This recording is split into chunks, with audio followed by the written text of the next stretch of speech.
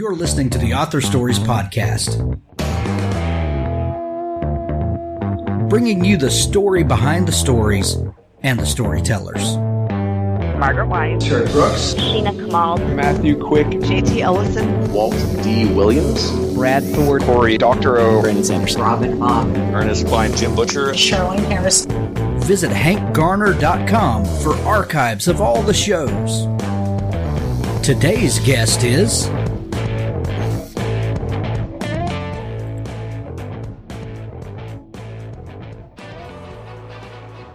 World Anvil is a browser-based world-building platform designed for all world builders, writers and novelists, dungeon masters, game developers, and everyone else. World Anvil keeps your world setting safe and organized, helps you find your characters, locations, plots, timelines, and maps quickly and easily as you write. Then, if you choose, you can showcase your amazing world building to the world, beautifully and interactively, to keep your readers engaged. You can even use our professional tier to build your career selling access to behind-the-scenes content your readers will love and growing your community. Build your world setting in any genre with over 25 custom-built world-building templates, complete with prompts to inspire your creativity. Allow your readers to explore the public parts of your world in an innovative new way with interactive maps, timelines, and wiki-style articles. Give special access to co-authors, beta readers, customers, or patrons to see exclusive behind-the-scenes content. There's a free version to get started with all of the major features. Guild membership offers you a host of extra options, including comprehensive privacy settings, co-authors, presentation options, and so much more. Join our community of over 800,000 world builders, including professional authors. Take part in competitions and learn more about world building at this fantastic online community. Use the coupon code HANK to get 20% off all 6 and 12-month subscriptions. WorldAnvil.com. I'm a recent convert and I know you will be too.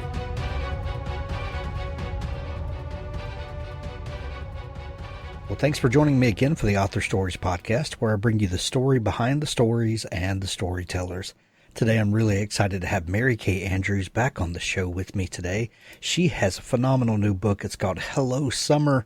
And I'll tell you what, if you guys have been locked down like we have here, there's nothing like getting cheered up by Mary Kay Andrews' book, especially one titled Hello Summer, because I think we all are looking forward to summer. Welcome back to the show, Mary Kay. Thank you, Hank. It's great to be with you again. Absolutely. How's it? How have things been going since we chatted last year? I know it's a little different this summer. You should be on book tour right now, shouldn't you? Yeah. Well, the world turned upside down. And the way it shook out is that what was planned as a 20-city book tour is actually me going to different rooms at my beach house on Tybee Island. So, I mean, my family is healthy. We're fine. I'm here with my daughter and son-in-law and my grandchildren, and we've got plenty to eat, we've got plenty of wine, and we've got Disney Plus, so I count us very lucky. Well, that's sometimes that's the best you can hope for. Yeah. For sure. When you started planning this book, Hello Summer, obviously it was long before coronavirus or COVID-19 was anywhere in our consciousness. Did you feel like there would be something special about this book when you started it, that this story might be something that people really could grasp onto? I always hope that my books will be stories that my readers can relate to. I always hope that it'll find the widest possible audience. I want to create characters that are memorable and believable, and a plot that really grabs you. But no, I had no idea that this would be a very different bummer summer. Oh, Mary Kay, we all love to get lost in a great story and with characters that we care about and settings that are exciting. Do you remember the first book that completely transported you to another place? That first feeling of getting lost in a story? Probably someone gave me for Christmas when I was pretty young one of those large format Disney golden books of Swiss Family Robinson. And I love the idea of being marooned on a desert island with a family. And, they made a house in a tree and, figured out a water system. And that book was, and I think also I was especially fond of that book because I think, as far as I can remember, it was the first book that was mine alone. I was the second oldest of 5 kids. We didn't have a lot of money, but that book was a Christmas gift, and it was mine. And my little sister and my little brothers were not allowed to mess with it. Do you you also have written mysteries under another name, and more kind of straight mystery, and then under Mary Kay Andrews you write more beach reads. This new book is a great mixture of both. It's a great beach read, but there's an element of mystery to this story. When you first start conceiving of a story, do you think in terms of genre, or, this is going to be a Mary Kay Andrews book, it's going to have these elements and these types of characters, or this is going to be a different type of book? Do you think in those terms as a writer? Well, I knew that this book would be set at a small town newspaper and a struggling weekly newspaper on the panhandle of Florida. And I knew that my protagonist was a former big city reporter who has to go home and work for the family paper. I knew that she would need to get her teeth into a big story. And I didn't know what that story was when I started. And once I've created the characters and I've given them the setting, generally what happens is that they go off on their own and do what they do. And in this case, Conley Hawkins, my protagonist, goes, it's a real small town. They roll up the sidewalks at 9:00 at night, and she decides she wants to go have a drink. And so she goes to the only bar that's open in this town late at night, and that's the American Legion, which is, 30 miles from town. So she's there. She bumps into her oldest friend. They have some drinks together. And at 3 a.m, he tells her, it's not safe for you to drive home. I'll drive you home. And on the way back to town, they come across a 1-car wreck. And from there on, the story, I just sort of sat back and channeled what happens. I love that so much. You actually worked as a journalist before becoming a novelist, and the character of Conley Hawkins that you mentioned is such a fantastic character. Is this the first time that you've written a journalist? It actually isn't. I wrote 2 books under my real name very early in my fiction career with a retired Associated Press reporter, and his name was Truman Kicklighter. There are 2 of those books, and those. Yeah, they went out of print, but they're available again as ebooks. But Truman was retired by the time I wrote about him, so he wasn't filing stories. He was basically just solving mysteries. But this is the first time I've written about a working journalist, and I'd been wanting to do it for a while, and my editor kept saying, no, print journalism is a dying industry. Nobody cares. And I said, well, that's really why people do care. Exactly. Because you have to have, a novel has to have conflict. And when you're doing what you love and all of a sudden the demand for it changes, that's what greater conflict is that. So it just seemed like the time was right. Well, and journalists have a skill set, whether it be print journalism or, how that's morphing to online journalism or whatever that takes. There's something about the questioning nature of a journalist that I think makes for a great protagonist. I hope so. When I was a newspaper reporter, I was nowhere near as aggressive as Conley is in the book.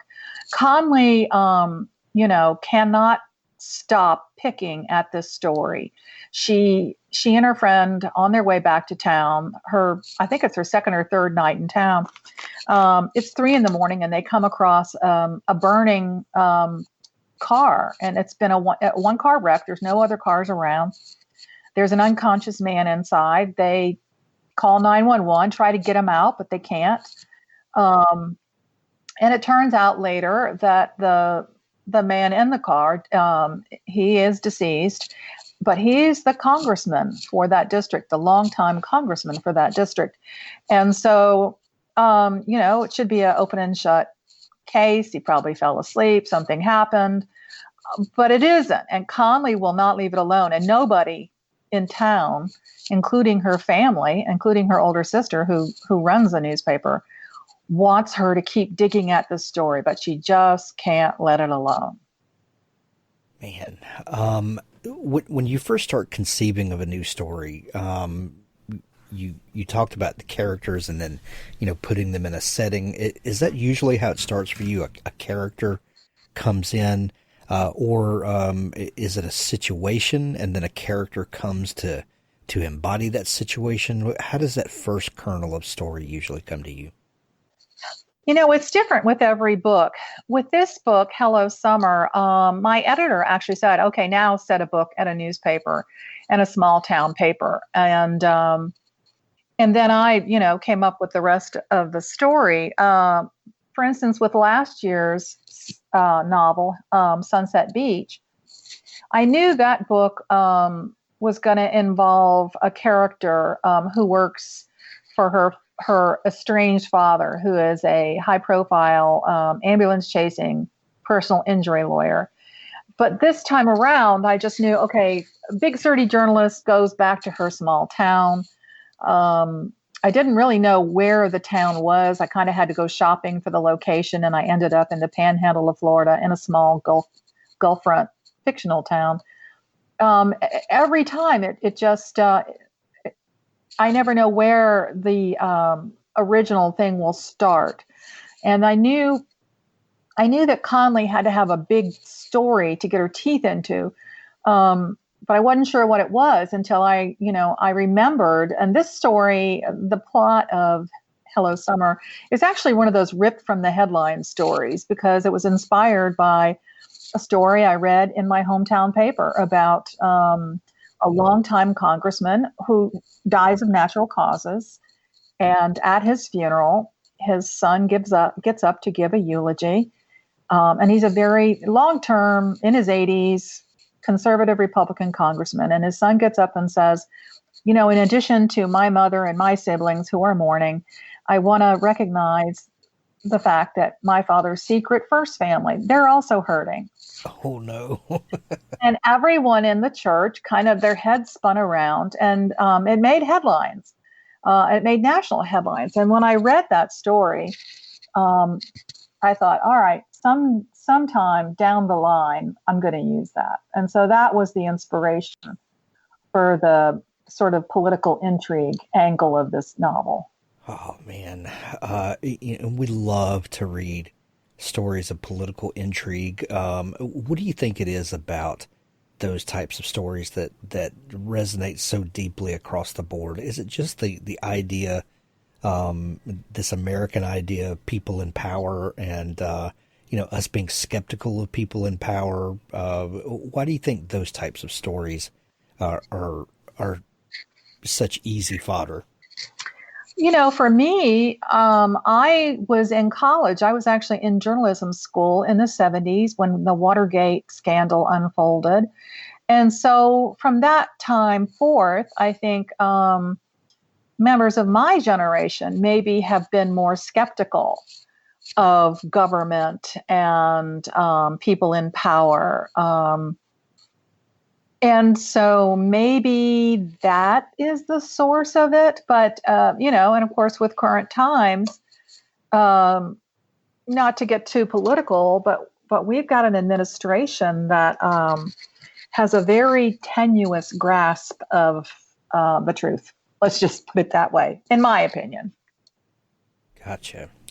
The beach in a lot of your books is a character unto itself, and the beach represents this kind of feeling of home and a place people long to be. What makes the beach such a special place? It's a special place for me. I grew up on the Gulf Coast of Florida in St. Petersburg. And, I don't know if it's the combination of the water or the fact that it signals relaxation and fun.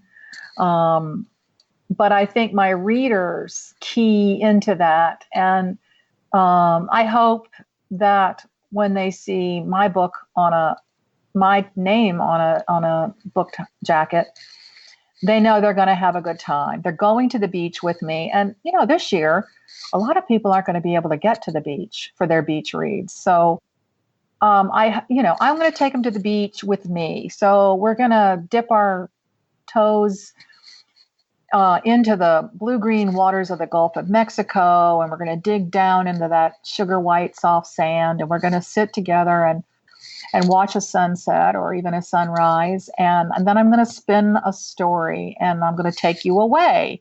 I'm going to take you away from worrying about, oh my gosh, I got to go to the store. Do I have hand sanitizer or a mask, or, what's going to happen? Are my kids going to be able to go back to school? My hope is to transport readers this year more than ever to a happy place. Yeah. Every genre of literature comes with its own tropes or its own kind of set of rules that writers follow and readers come to expect. Mystery readers expect certain things. Romance readers expect certain things. Is there ever a danger of mixing the two genres like you have in this book? And are there things that you stay cognizant of in the writing, or is that just being too cerebral and analytical about the whole thing? I think I have a pretty good, this is my 27th or maybe my 28th, I'm not really sure, novel. Who's counting? So, yeah, I have a pretty good, especially with media today, with social media. If I had to wonder what my readers wanted in a book, maybe I would have more questions, but they tell me what they want. And I write the stories that I want to write. So for tropes, I put romance in my books, and I want a character who manages to find happiness. I write for a certain kind of audience. My readers do not want a protagonist who is blatantly promiscuous. She could have made mistakes. Everybody makes a mistake, and with the mystery element, I think since I started my career writing mysteries, I wrote 10 category mysteries to start with. I play fair. I give my characters all the information that my protagonist has, and so no evil twins, no gotchas. No gotchas, and a lot of times, when the mystery element starts to unravel, I'm as surprised as anybody. Something will happen. I'll go, oh, okay, that's what that meant. That's why that happened earlier in the book. I didn't know why it happened. It just did. So, my promise, the trope that I promise my readers is I'm going to give you a hell of a ride. I'm going to give you a big, juicy, satisfying peach of a book. I'm going to give you a satisfying ending. Well, and there's something to be said for building an audience over time, that your audience comes to be a Mary Kay Andrews fan and trust you to go on a journey with you and to push boundaries and stretch a little bit more than maybe an unproven author, a debut author has the ability to do. Yeah, sometimes people, get a little bit snooty about beach reads or that kind of thing. And I say, yeah, it's tasty, but it's not empty calories. These are real, believable, relatable characters. And their biggest problem isn't finding a new pair of shoes. Right. Mary Kay, you alluded earlier to the fact that that you're a bit of a pantser writer, I believe. Do you know where the story is going from the beginning? Do you know the ending from the beginning, typically? I know where I want it to go. Sometimes my characters don't cooperate. Sometimes the plot doesn't cooperate. I know I have a sense of how I want it to end. And sometimes that sense is a physical sense, like where physically, geographically does this book end? And sometimes it's just a sense of, well, how my protagonist issues, how were they resolved? And then so I write from a synopsis. So the synopsis is, I don't know, maybe 5-6 pages, telling myself and my editor the story of my story. And it's a very, very sketchily drawn roadmap. And then my characters and I just load up and we get going. Do you ever have cases where in the writing the characters take the book in a different direction than you thought in the synopsis? Oh yeah. Yeah, all the time. When Conley heads to Silver Bay, Florida, I didn't know if she would stay there. I didn't know what would happen. An important character in the book is her sister, her older sister, and she has a very antagonistic relationship with her. I thought that was going to be a brother. And then my editor said, no, he doesn't need to be a brother. Make it a sister. That makes it more interesting. And I didn't know, Conley is very reluctant to go back home, and I didn't know the source. I didn't know the entire scope of the source of her reluctance. I thought it was, it's a step backward in her career. But there were underlying, long, unresolved issues that she had to deal with. How long have you worked with this editor that you've mentioned a couple of times? We have been together. This is our 11th book together. Wow. It sounds like y'all have a really great working relationship. What's that like working with an editor that you can work so closely with during the writing process and not just after the fact when the book's been completely drafted? Well, that relationship is one that's really vital to my ability to get the story told. And this is only my second editor, I guess my third. So I've always been so fortunate to have editors whose instincts I trust. And that is so key to the working relationship. My editor doesn't just lay down the law and say, this is it. This is what I want you to do. She does say that, but we talk about it. We discuss it. And if I absolutely feel that she's wrong about something, we discuss it, and I can, I have veto power.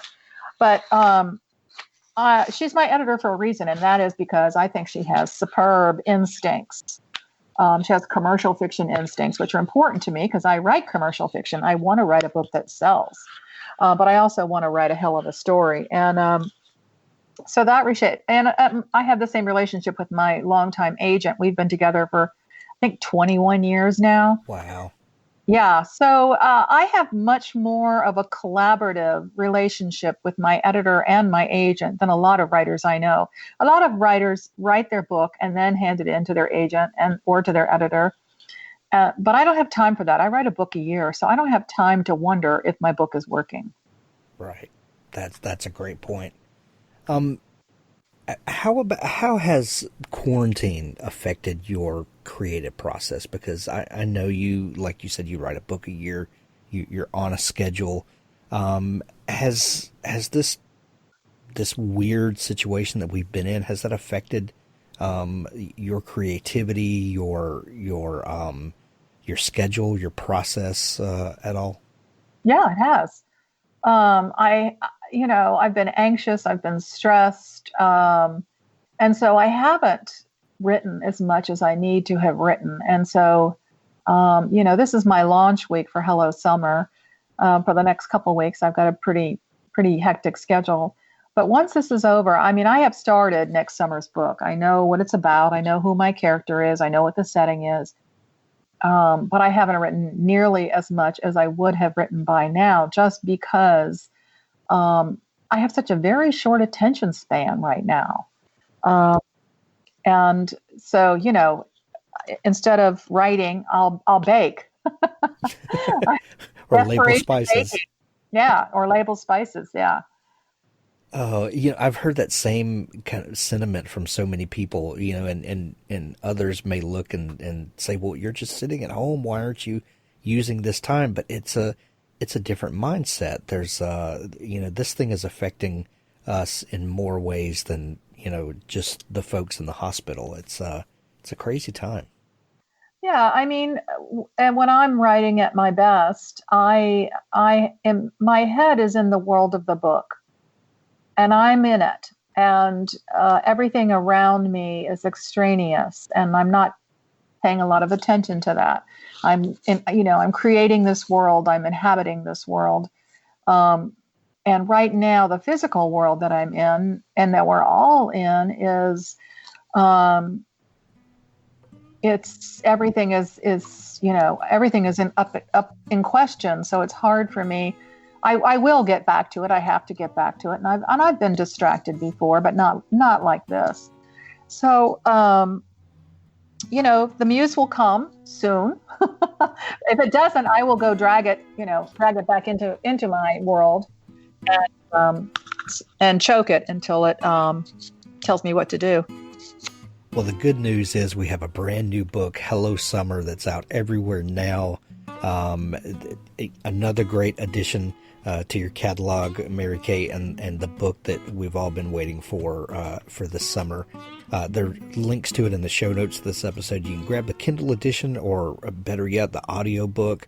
And then when bookstores are wide open again, go grab the hardcover for your shelf. They can order them online. Well, yeah, absolutely, and have it delivered to the house for sure. Mary Kay, if folks are just learning about you and want to dig into all of the great stuff that you do, where can they find you online? They can find my website is marykayandrews.com. I'm on Facebook, Mary Kay Andrews. I'm on Instagram. They can find pictures. I posted this morning pictures of the sunrise. So I'm all over the place, but start with Mary Kay Andrews. Excellent. We'll put a link in the show notes as well. Mary Kay, thank you so much for taking time to come on the show, and stay sane out there and stay safe. You too. It's my pleasure to be with you, Hank. Authors, I have a fantastic new service to tell you about. It's called PubSite. PubSite is a service to help you build your very own website, your home on the web, where you can promote your work and give your fans a place to connect with you. PubSite is a website platform that allows every author, regardless of budget, to have a great-looking professional website developed by the book marketing professionals at FSB Associates. PubSite is the new, easy-to-use DIY website builder developed specifically for books and authors. Whether you're an author of one book or 20, or a small publisher, PubSite allows you to build, design, and most importantly, update your website pain-free.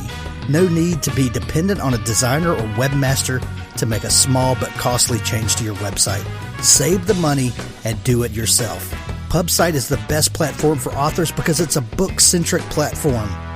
PubSite was built just for authors and small publishers. Every design, feature, and layout is book-centric. They have customized designs for you to use. It's easy to build. No coding or HTML is necessary to create a stunning, professional-looking website with all the features you want. Get a custom domain name, yourname.com. It's simple to update. You can add all of your books, add a blog and a book tour, sell from any retailer, manage your email list and social media, and even do e-commerce. Build your website with a 14-day free trial, then pay just $19.99 per month, which includes hosting. And we offer packages starting at $499 to set up the website for you. Pub-site.com, the place to help authors find their home on the web.